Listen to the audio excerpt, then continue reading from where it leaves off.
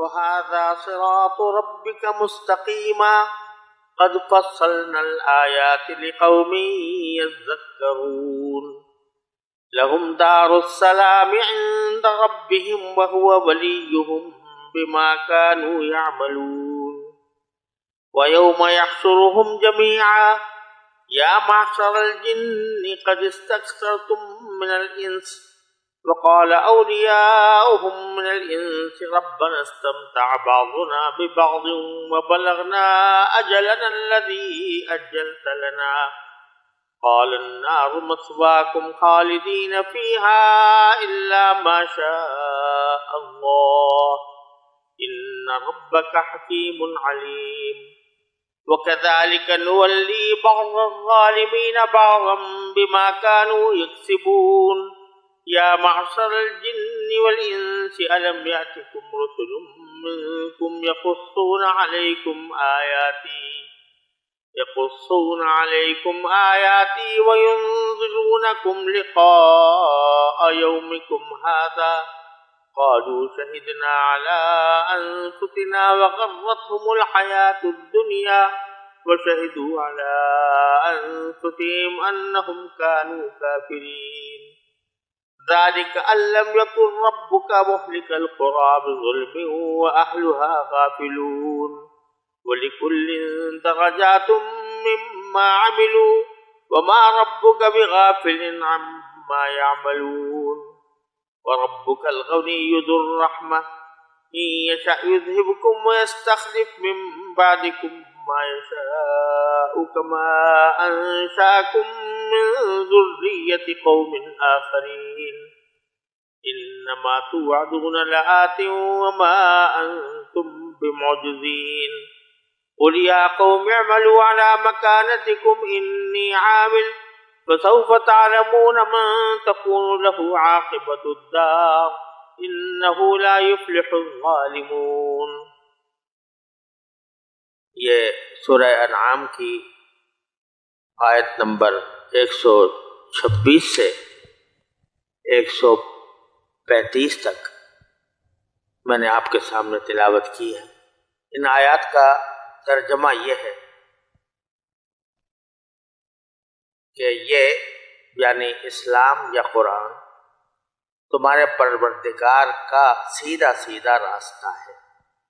جو لوگ نصیحت قبول کرتے ہیں ان کے لیے ہم نے نشانیاں کھول کھول کر بیان کر دی. ان کے پروردگار کے پاس سکھ چین کا گھر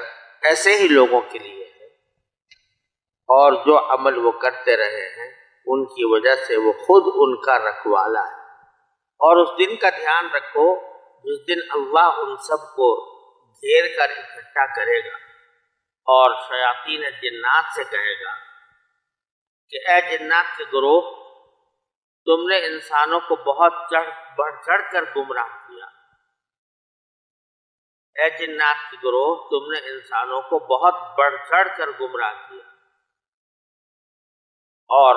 انسانوں میں سے جو ان کے دوست ہوں گے وہ کہیں گے اے ہمارے پروردگار ہم ایک دوسرے سے خوب مزے لیتے رہے اور اب اپنی اس میعاد کو پہنچ گئے ہیں جو آپ نے ہمارے لیے مقرر کی. اللہ کہے گا آگ تم سب کا ٹھکانا ہے جس کو تم ہمیشہ رہو گے الا یہ کہ اللہ کچھ اور چاہے. یقین رکھو کہ تمہارے پروردگار کی حکمت بھی کامل ہے علم بھی کامل. اور اسی طرح ہم ظالموں کو ان کے کمائے ہوئے اعمال کی وجہ سے ایک دوسرے پر مسلط کر دیں. اے جنات اور انسانوں کے گروہ کیا تمہارے پاس خود تم میں سے وہ پیغمبر نہیں آئے تھے جو تمہیں میری آیتیں پڑھ کر سناتے تھے اور تم کو اسی دن کا سامنا کرنے سے خبردار کرتے تھے جو آج تمہارے سامنے. وہ کہیں گے آج ہم نے خود اپنے خلاف گواہی دے دی ہے کہ باقی ہمارے پاس پیغمبر آئے تھے رب نے انہیں جھٹلایا تھا اور در حقیقت ان کو دنیا کی زندگی نے دھوکے میں ڈال دی اور اب انہوں نے خود اپنے خلاف گواہی دے دی کہ وہ کافر تھے. یہ پیغمبر بھیجنے کا سلسلہ سب اس لیے تھا کہ تمہارے پروردگار کو یہ گوارا نہیں تھا کہ وہ بستیوں کو کسی زیادتی کی وجہ سے اس حالت میں ہلاک کر دے کہ اس کے لوگ بے خبر، اور ہر قسم کے لوگوں کو مختلف درجات ان کے اعمال کے حساب سے ملتے ہیں جو انہوں نے کیے ہوئے ہوتے ہیں، اور جو اعمال بھی وہ کرتے ہیں تمہارا پروردگار ان سے غافل نہیں، اور تمہارا پروردگار ایسا بے نیاز ہے جو رحمت والا بھی ہے،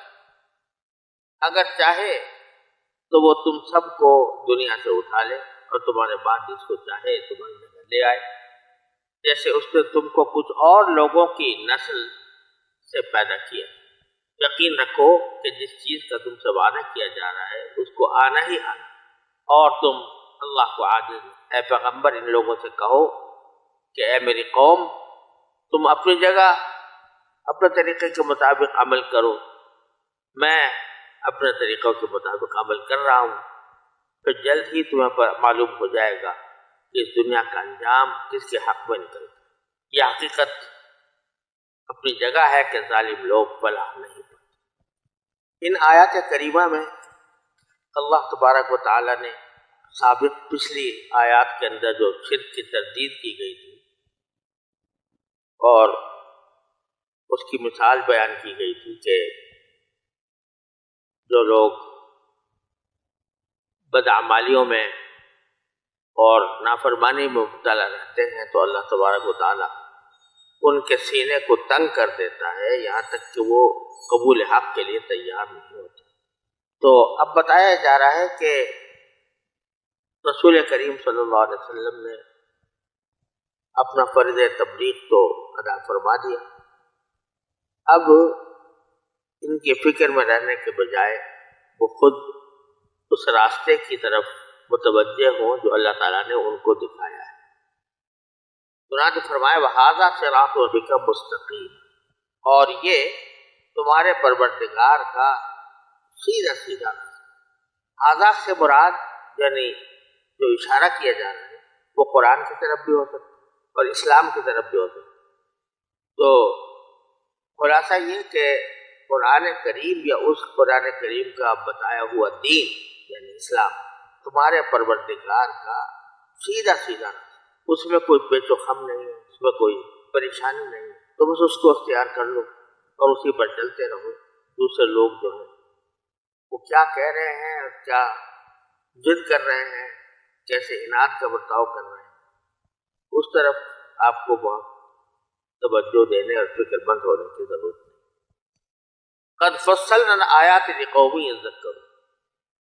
جہاں تک دلائل اور نشانیوں کا تعلق ہے ہم نے کھول کھول کر بیان کر دی ساری دنیا کے سامنے، لیکن یہ فائدہ اس سے وہی اٹھاتے ہیں لقوم یذکرون جو نصیحت کے تعلق ہے، جو نصیحت کو قبول کرتے ہیں، تو ان کے لیے یہ آیات، یہ دلائل، یہ نشانیاں یہ کافی ہو گئی ان کو راہ مستقیم پر لانے کی۔ اور جو لوگ کے ضد اور اناد کا رویہ اختیار کر رہے ہیں ان کے اب فکر کرنا بیکار ہے، کیونکہ انہوں نے خود اپنے اعمال کی وجہ سے اپنے دلوں پر مہر لگا لی ہے، اور اسلام کی طرف ان کی پیش قدمی ان کو ایک بڑا زبردست بوجھ معلوم ہے۔ اب جو لوگ کہ نصیحت حاصل کرتے ہیں قرآن سے ان کے بارے میں لہم دار السلام ہے، ان کے پروردگار کے پاس سکھ چین کا گھر ایسے ہی لوگوں کے لیے۔ اب یہ ذرا غور فرمائیے کہ دار السلام سے پہلے لہم فرمایا، عربی زبان کے قاعدے کے لحاظ سے کمال کا مطلب ہوتا ہے حصر، یعنی دار السلام منحصر ہے اور صرف انہی لوگوں کو ملے گا جن کا ذکر پیچھے آیا کہ لقومی، تو انہی کے لیے ہے سکھ چین کا گھر دار السلام۔ سلام مصدر بھی ہے اور اسم کے طور پر بھی استعمال ہوتا ہے، اس کے معنی ہوتے ہیں سلامتی، جس کو اردو میں، اور سلامتی کا مطلب یہ ہے کہ کوئی بھی دکھ پاس نہ آئے، کوئی تکلیف پاس نہ آئے، اس کو چین کا اور سکھ چین اس کو کہا جا سکتا ہے۔ تو وہ گھر جو سکھ چین کا گھر ہے وہ انہی کا حق ہے، لہم دار السلام۔ اور یہ سکھ چین کا گھر ظاہر ہے کہ یہاں دنیا کے اندر عام طور سے کسی شخص کو ایسا سکھ چین نصیب نہیں ہوتا جس میں کسی نہ کسی غم کی، کسی نہ کسی تکلیف کی آمیزش نہ ہو. لہذا خالصتاً سکھ چین کا گھر تو جنت ہی. تو لہم دار السلام، جو لوگ نصیحت حاصل کرتے ہیں قرآن کریم سے، انہی کے لیے ہے سکھ چین کا گھر عند ربی. وہ سکھ چین کا گھر کہاں ہے؟ وہ ان کے پروردگار کے پاس. وَهُوَ وَلِيُّهُمْ، اور پروردگار خود ان کا رکھوالا. یہاں اللہ تبارک و تعالیٰ نے جو الفاظ استعمال فرمائے ہیں اس کو اگر آدمی غور سے دیکھے اور سمجھے تو یہ ایک ایسی کیفیت کا بیان ہے جو سمجھنے کی ہے، محسوس کرنے کی ہے، بیان کرنا اس کو آسان نہیں. جب یہ فرمایا کہ سکھ چین کا گھر انہی کے لیے ہے، اتنا کہہ دینا بھی کافی تھا کہ سکھ چین کا گھر یعنی جنت وہ انہی کو ملے گی. لیکن فرمایا عند ربی، وہ سکھ چین کا گھر ان کے پروردگار کے پاس ہے. یعنی جب وہ اس دارالسلام میں پہنچیں گے، سکھ چین کے گھر میں پہنچیں گے، تو ان کو اپنے پروردگار کا قرب حاصل ہو. عند ربی، پروردگار کا قرب حاصل ہو. تو ایک تو یہ ہے کہ سکھ چین کا گھر انسان کو مل جائے اور وہ اس میں عیش کرتا رہے، لیکن جو اس کا پروردگار ہے اس سے اس کا کوئی تعلق نہ ہے. تو سکھ چین تو وہ بھی کارآمد ہی سمجھا جائے گا، لیکن وہ سکھ چین جو کسی کی سرپرستی سے محروم ہو، اپنے مالک اور خالق کی سرپرستی سے محروم ہو، وہ سکھ چین در حقیقت مکمل نہیں ہو سکتا. اس لیے فرمایا کہ عند ربی، وہ سکھ چین ان کو اپنے پروردگار کے پاس ملے گا، جس کے معنی یہ کہ وہ اپنے پروردگار کے قریب ہو. صرف اتنی بات نہیں بلکہ فرمایا وہ ولی، اور وہ یعنی ان کا پروردگار خود ان کا رکھوالا ہوگا. تو عند ربہم میں یہ بتایا جا رہا ہے کہ یہ لوگ جو نصیحت پر عمل کرتے ہیں وہ پروردگار کے پاس ہوں گے، ان کو پروردگار کا قرب حاصل ہوگا، اور باری تعالیٰ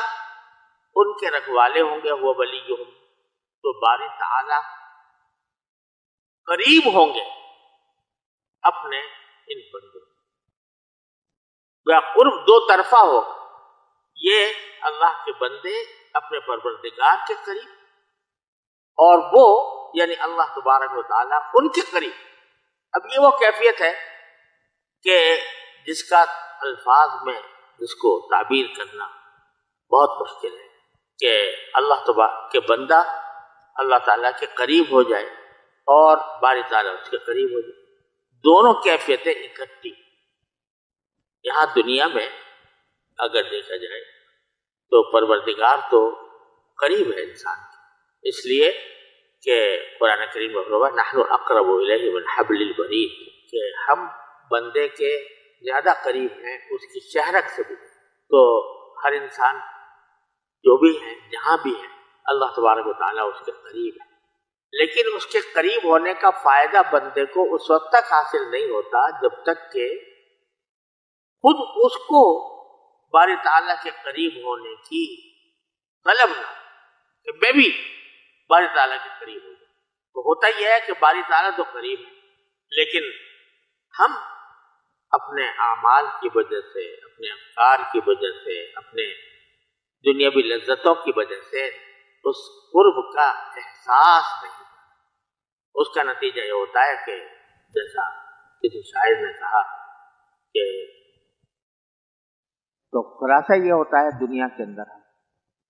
کہ اللہ جل جلالہ تو ہمارے قریب ہے ہر حالت میں، لیکن ہم اس کے قریب نہیں ہو پاتے. وہ کیوں نہیں ہو پاتے؟ کہ ہمارا دھیان، ہماری توجہ، ہماری خواہشات وہ اپنی طرف متوجہ رکھتے ہیں، اللہ جل جلالہ کی طرف ہماری توجہ اس درجہ نہیں ہوتی. تو یک طرفہ قرب ہے، دو طرفہ قرب نہیں. اور اسی دو طرفہ قرب کے لیے میں نے شعر کہا تھا کہ بڑی دور ہے ابھی جان کی مسافت، جو دیا ہے قرب تو نے تو شعور بھی آتا. تو یہ اللہ تبارک و تعالیٰ کا قرب تو حاصل ہے لیکن اس کا شعور نہیں، اس کی وجہ سے یہ قرب یک طرفہ ہے۔ یہاں اللہ تبارک و تعالیٰ فرما رہے ہیں کہ لہم دار السلام عند ربہم وہو ولی، کہ دار السلام ان کو ملے گا،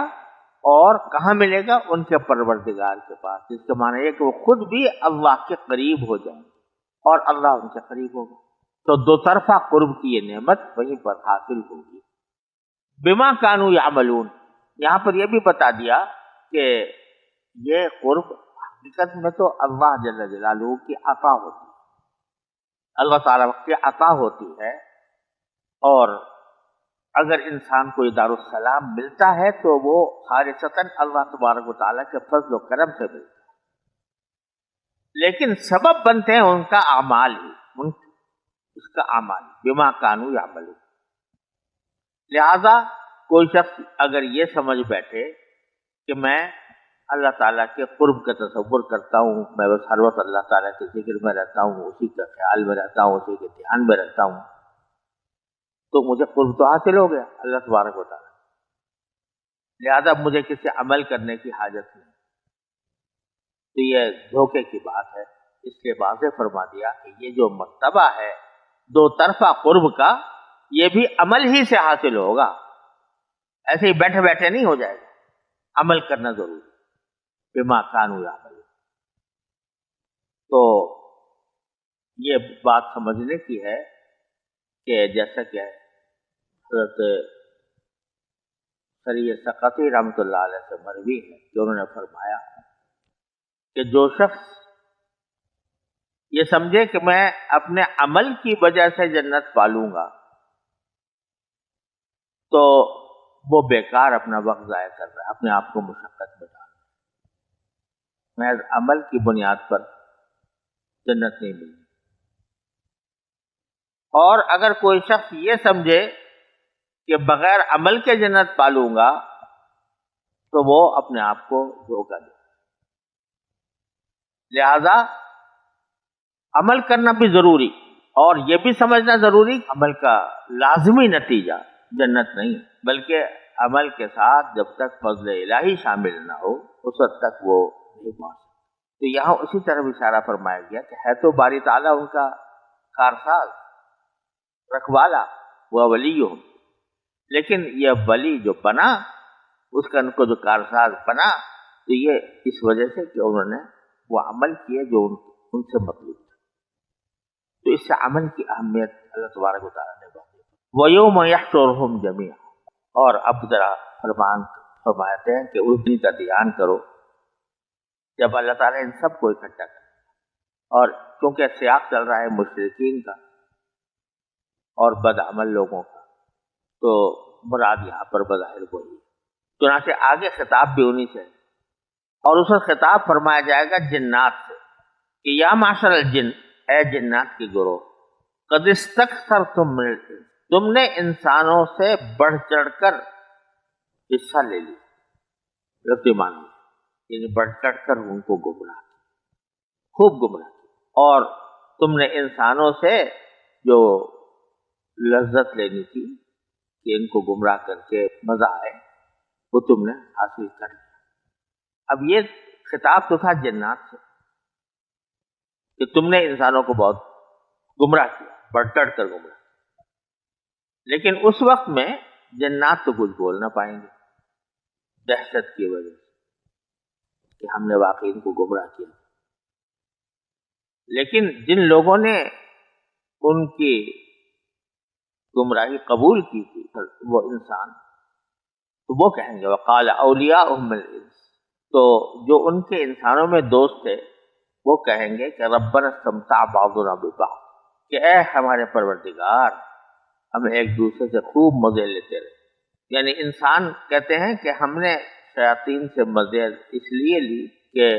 شیاطین ہمیں جن کاموں کی طرف لے جاتے تھے اس میں مزہ بہت آتا تھا، یہ ایسے گناہوں کی طرف ہمیں لے جاتے تھے جس میں ہماری خواہشات کی تسکین ہوتی، تو مزہ لیتے تھے ہم شیاطین کی وجہ سے۔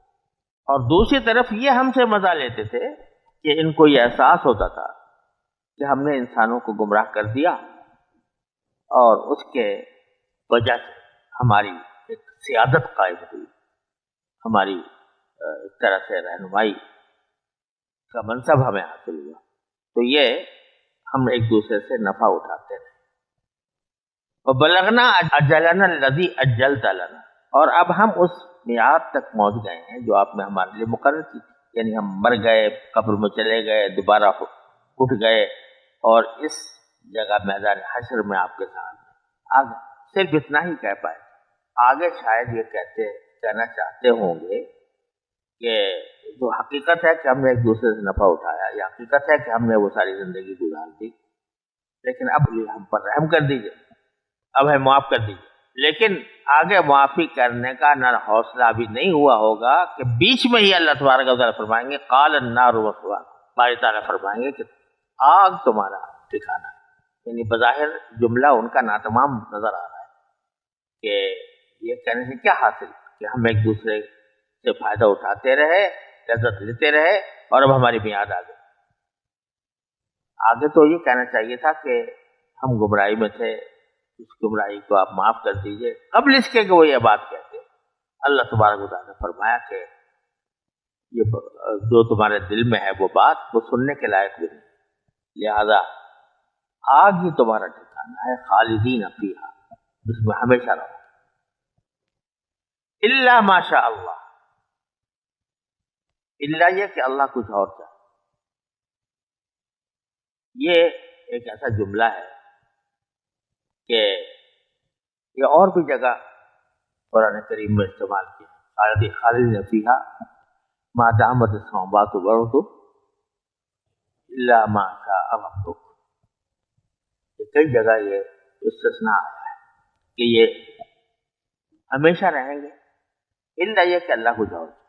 یہ استثناء کا صحیح مطلب تو اللہ تعالیٰ ہی جانتے ہیں،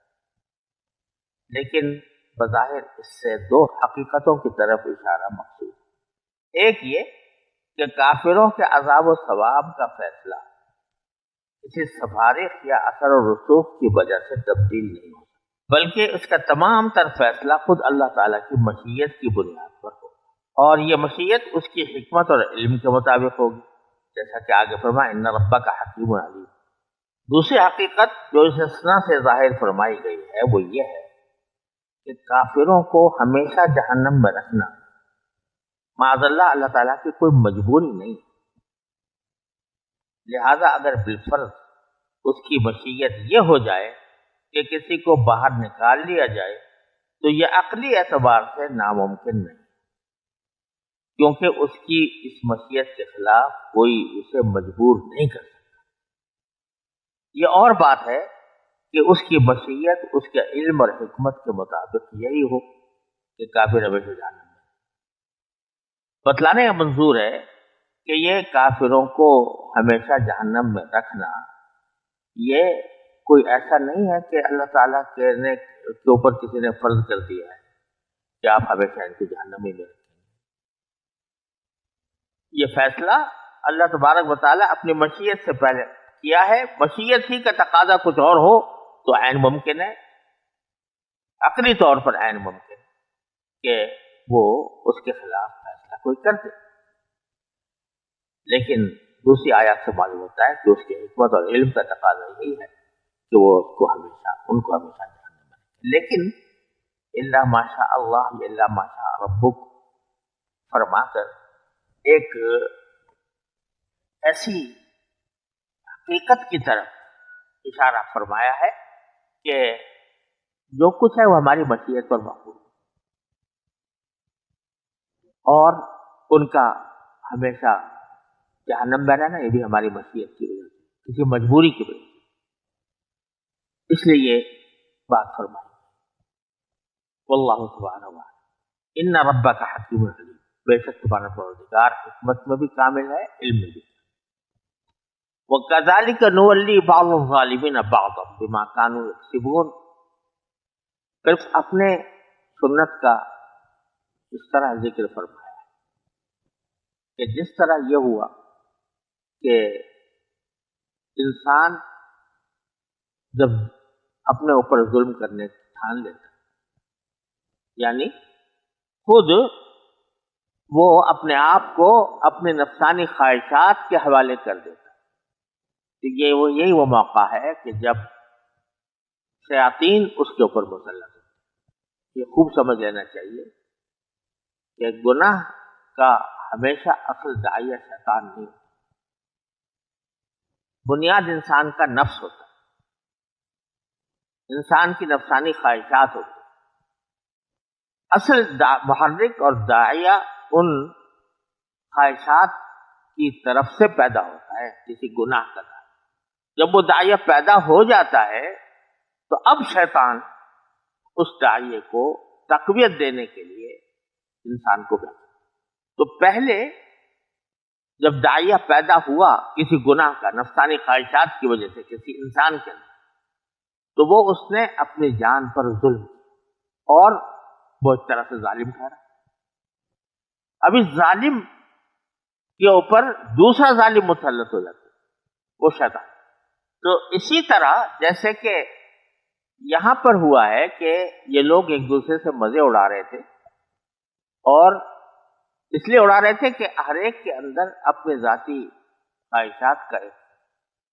سمندر تھا، اور اس نے اس کو غلط راستے پر ڈالا ہوا تھا، وہ ظالم بن چکے تھے، تو شیطان نے اس کے اوپر حملہ کر کے اس کے اوپر مسلط ہوا۔ کذالک نولی بعض الظالمین۔ تو یہاں سے یہ بات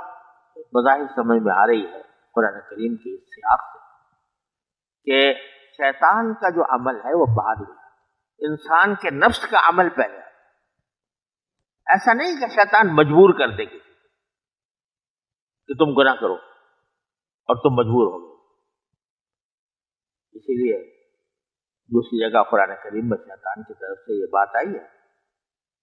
کہ ما کان لی علیکم من سلطان، میرا تم پر کوئی اقتدار تو تھا نہیں کہ تمہیں زبردستی مجبور کر دے، لیکن میرا کام صرف اتنا ہے کہ میں نے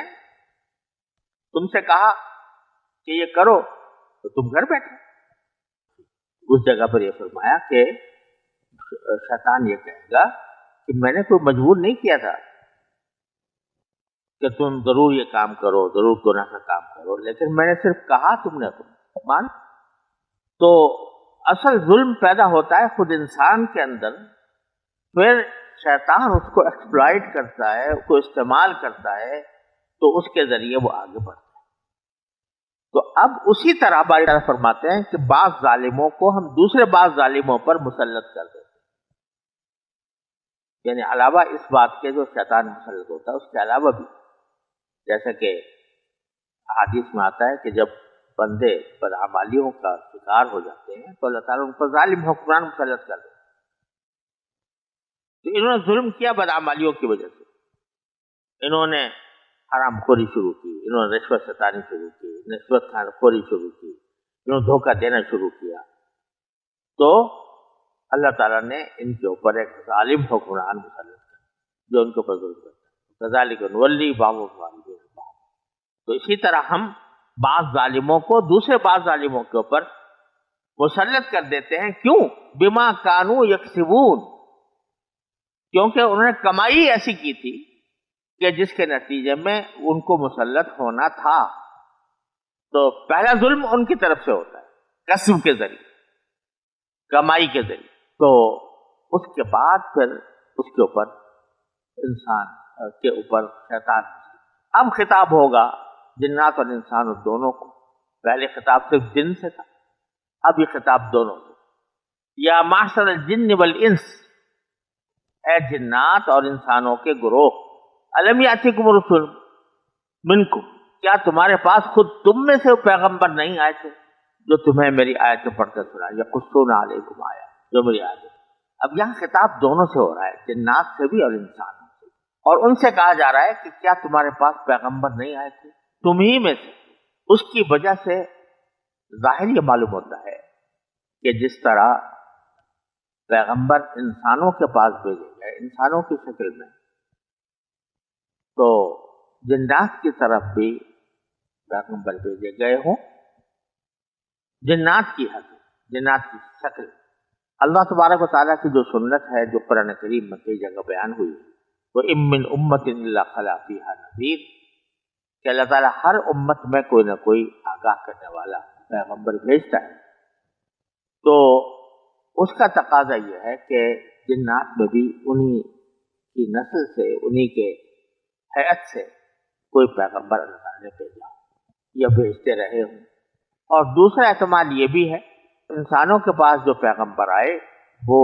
در حقیقت جنات کی طرف بھی مبعوث ہوئے تھے، اور جنات کے کچھ نمائندے ہدایات لے کر پیغمبروں سے جایا کرتے تھے، تو وہ جو ہدایت لے کر جا رہے ہوتے تھے وہ پیغمبر بن جاتے تھے، پیغامبر بن جاتے تھے باقی جنات۔ بہرحال جو بھی صورت ہو، یقیناً باری تعالیٰ کے عدل و انصاف کا تقاضا یہی ہے، تقاضے سے یہی بات معلوم ہوتی ہے کہ وہ جنات کے پاس بھی پیغمبر بھیجتے تھے جس طرح انسانوں کے پاس بھیجتے تھے، چاہے وہ جنات کی میں ہی براہ راست مبعوث ہوئے ہوں یا انسانوں میں مبعوث ہوئے، اور پھر انسانوں نے پیغمبروں نے جنات میں سے کسی کو اپنا نمائندہ بنا کر ان کے پاس تبلیغ و دعوت کی۔ یقصون علیکم آیاتی، جو تمہارے سامنے میری آیتیں پڑھ کر سناتے، وَيُنذِرُونَكُمْ لِقَاءَ يَوْمِكُمْ هَذَا، اور تمہیں اس دن کا سامنا کرنے سے خبردار کرتے تھے جو آج تمہارے سامنے، بتاتے تھے کہ یہ دن آنے والا۔ اب اس کے جواب میں ان کے پاس کچھ اور عذر ہوگا نہیں، تو کہیں گے قالوا شہدنا علی، ہم خود اپنے خلاف گواہی دیتے ہیں کہ واقعی آئے تھے ہمارے پاس پیغمبر، ہمیں بتایا بھی گیا تھا، ہمیں سمجھایا بھی گیا تھا، لیکن کیا ہوا کہ ہم اس سے فائدہ نہ اٹھا سکے۔ بیچ میں اللہ تعالیٰ اس کی وجہ بیان فرماتے ہیں، غرتھم الحیات، وجہ یہ ہے کہ دنیاوی زندگی نے ان کو دھوکے میں ڈال دیا کہ بس جو کچھ ہے یہی دنیاوی زندگی ہے، اسی کے عیش و آرام ہے، اسی کے مزے ہیں۔ اسی کی وجہ سے یہ پیغمبروں کی دعوت پر انہوں نے کان نہیں دیا۔ وَشَهِدُوا عَلَىٰ أَنفُسِهِمْ أَنَّهُمْ كَانُوا كَافِرِينَ، اور وہ اپنے آپ کے خلاف گواہی دے جائیں گے کہ وہ کافر تھے۔ پیچھے ایک جگہ یہ گزرا ہے کہ وہاں پر وہ انکار کریں گے، واللہ ربنا ما كنا مشرکین، کہ ہم تو قسمیں کھا جائیں گے کہ ہم تو مشرک نہیں تھے۔ لیکن یہ ابتدا کی بات ہے، بعد میں جب اللہ تبارک و تعالیٰ ان کے کفر کو ان کے اپنی اعضاء و جوارح کی گواہی سے ثابت کر دیں گے تو پھر کوئی راستہ ہی نہیں رہے گا، اس لیے وہ کہیں گے کہ اپنے اوپر گواہی دیں گے کہ وہ کافر تھے۔ اور یہ جو ہم نے پیغمبروں کو بھیجنے کا سلسلہ رکھا تھا اس کی وجہ بیان فرماتے ہیں، وَذَلِكَ أَن لَّمْ يَكُن رَّبُّكَ مُهْلِكَ الْقُرَىٰ بِظُلْمٍ وَأَهْلُهَا غَافِلُونَ، کہ تمہارا پروردگار ایسا نہیں ہے کہ وہ بستیوں کو ہلاک کر ڈالے ظلم سے جبکہ اس کے رہنے والے غافل ہوں، یعنی ان کو بتایا نہ جائے کہ بھئی تمہارے زندگی کا مقصد کیا ہے، تمہارا نصب العین کیا ہے، اور تمہیں ایک دن اللہ کے سامنے کھڑا ہونا ہوگا، اپنے اعمال کا جواب دینا ہوگا۔ جب تک ان کو یہ بتایا نہ جائے، اس کے بغیر اللہ تعالیٰ جا کر کسی بستی کو ہلاک کر دے، یہ اللہ تعالیٰ کے عدل کے خلاف ہے۔ تو اللہ تعالیٰ ایسا نہیں ہے، تو اسی لیے ہم نے سب کے پاس پیغمبر بھیجے۔ وَلِكُلٍّ دَرَجَاتٌ مِّمَّا عَمِلُوا، اور ہر قسم کے لوگوں کو مختلف درجات ان کے اعمال کے حساب سے ملتے، یعنی یہ نہ اچھائی میں بالکل ایک ہی درجہ ہے، نہ برائی میں ایک ہی درجہ ہے۔ اچھائی میں بھی درجات ہیں کہ ایک ادنا درجہ ہے اچھائی کا، پھر اس سے اعلیٰ ہے، پھر اس سے اعلیٰ ہے، پھر اس سے اعلیٰ ہے، درجات ہیں نیکیوں کے۔ برائیوں کے بھی درجات ہیں، مثلا ایک مکروہ تنزیہی ہے، ایک مکروہ تحریمی ہے، ایک ناجائز ہے، ایک حرام ہے، وغیرہ وغیرہ، اور ایک شرک ہے، کفر ہے۔ تو ہر ایک کے کچھ درجات، مما عملو، ان اعمال کی بنا پر جو انہوں نے کیے۔ تو یہ نہیں ہے کہ سب کو ایک لاٹھی سے ہانکا جائے گا، بلکہ ہر انسان کے عمل کے مطابق اس کے لیے درجہ مقرر کیا جائے گا، چاہے جنت میں ہو چاہے جہنم میں ہو۔ لِكُلٍّ دَرَجَاتٌ مِّمَّا عَمِلُوا۔ اور سوال یہ پیدا ہوا، یہ تو بڑا مشکل کام ہے کہ بھائی یہ تو کہ ہر ایک کی ڈگری متعین کرنا کہ یہ کس درجے کا بدکار تھا اور کس درجے کا یہ نیک تھا، ہر ایک کی ڈگری متعین کر کے اس کے لیے الگ الگ درجات مکمل رکھنا، یہ تو مشکل معلوم ہوتا ہے۔ تو باری تعالیٰ فرماتے ہیں وَمَا رَبُّكَ بِغَافِلٍ، تمہارا پروردگار غافل نہیں ہے ان اعمال سے جو لوگ کرتے۔ وَرَبُّكَ الْغَنِيُّ ذُو الرَّحْمَةِ، یہاں عجیب بات یہ فرما دی کہ یہ جو ہم مختلف لوگوں کو مختلف درجات میں رکھیں گے، چاہے وہ نیکی میں ہوں درجات یا بدی میں ہوں، تو حقیقت تو یہ ہے کہ باری تعالیٰ بے نیاز ہے۔ تمہاری نمازوں سے اس کو کوئی فائدہ نہیں پہنچتا، تمہاری عبادت سے اس کو کوئی فائدہ نہیں پہنچتا، تم کتنے ہی سجدے میں پڑے رہو اللہ تبارک و تعالیٰ کی بارگاہ میں، اس کی کبریائی میں، اس کی عظمت و جلال میں ایک حبہ اضافہ نہیں ہوتا۔ مجھے اتنا علی و عظیم ہے وہ ہے،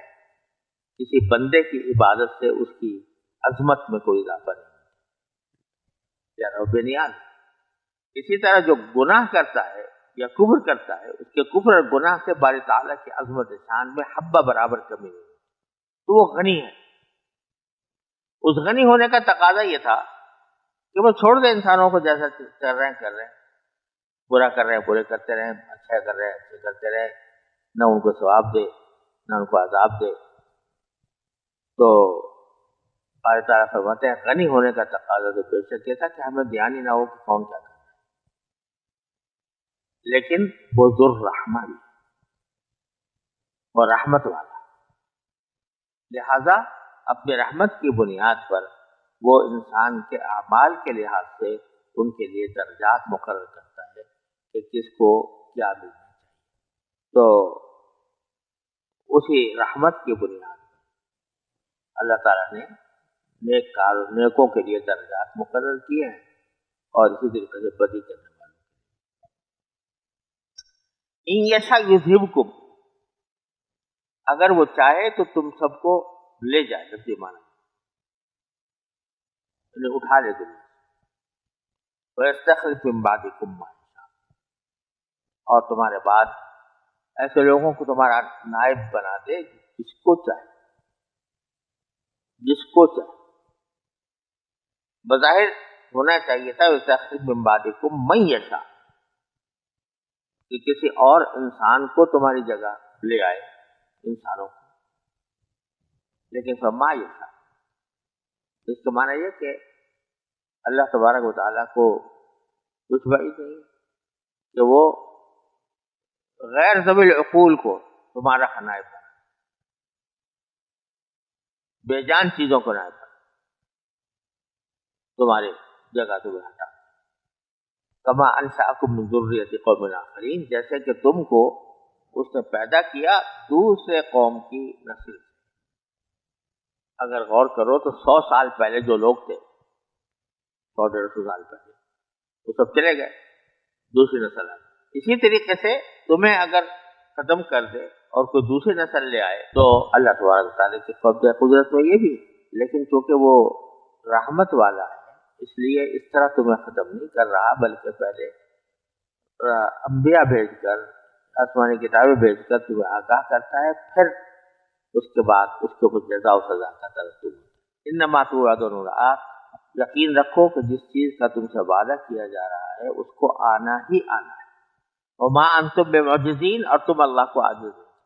لہذا اب یہ کرو، نبی کریم صلی اللہ علیہ وسلم سے خطاب ہوتا ہے کہ اب ان کافروں سے کہو قل یا قوم اعملوا علی مکانتکم، اے میری قوم تم عمل کرتے رہو اپنے جگہ پر، یعنی اپنے طریقے کے مطابق، انی عامل، میں بھی کاربند ہوں اپنے طریقے۔ اب یہاں پر بھی ایک بلاغت ہے کہ قوم سے کہا گیا کہ تم جس طرح چاہو عمل کرتے، اس میں حدود ہے، اور آگے پیغمبر کے لیے فرمایا انی عامل، میں استمرار کے ساتھ عمل کرتا ہوں، یعنی تمہارے اعمال میں تبدیلی آ سکتی ہے، کبھی کچھ کرو گے کبھی کچھ کرو گے، اپنے طریقے سے ہوتا ہے، میرے عمل میں تبدیلی نہیں آتی، میں تو جو اللہ کا بیان کیا وہ عمل ہے وہی کروں گا۔ انی عامل، یہ عامل کا جو صیغہ ہے اس میں فاعل کا، یہ استقرار پر، دوام پر کہ میرے عمل میں استقرار ہوگا، دوام ہوگا، وہ عارضی قسم کا عمل ہے۔ فسوف تعلمون من تکون له عاقبۃ الدار، اب تمہیں جلد ہی پتہ لگ جائے گا کہ اس دنیا کا انجام کس کے حق میں۔ یہاں دار سے مراد دنیا بھی ہو سکتی ہے، جس کے مطابق کبھی میں نے ترجمہ کیا کہ عاقبۃ الدار کے معنی دنیا کا انجام، دنیا میں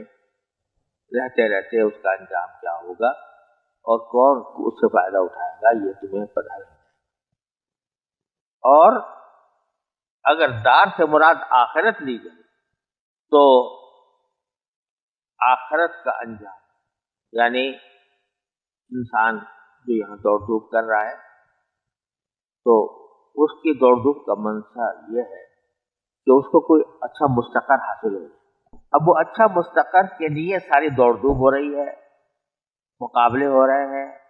امتحانات ہو رہے ہیں۔ اس اچھے گھر کا جو صحیح انجام ہے وہ جا کر آخرت میں، یعنی جس دار کے لیے سب ایک دوسرے سے آگے بڑھنے کی کوشش کر رہے ہیں کہ ان کو ملے، تو اس کا انجام کس کے لیے ہوگا؟ من تکون له عاقبۃ، جس کے لیے وہ انجام ہوگا دار آخرت کا۔ اس صورت میں عاقبۃ الدار جو ہے یہ در حقیقت صفت کی اضافت موصوف کی طرف کہ یعنی وہ دار جو انجامن کار ملے گا وہ کس کو ملے، تو یہ معنی بھی ہو سکتے ہیں۔ اور یہ معنی بھی ہو سکتے ہیں کہ دار سے مراد دنیا کا دار ہے کہ دنیا کا انجام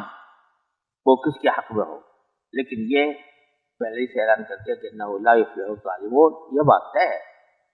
کہ ظالم لوگ بیان۔ تو خلاصہ یہ کہ اللہ تبارک و تعالیٰ نے حشر و نشر کے کچھ مناظر بیان کر کے ہمیں یاد دلایا ہے کہ ہمارے سامنے یہ مناظر آئیں گے،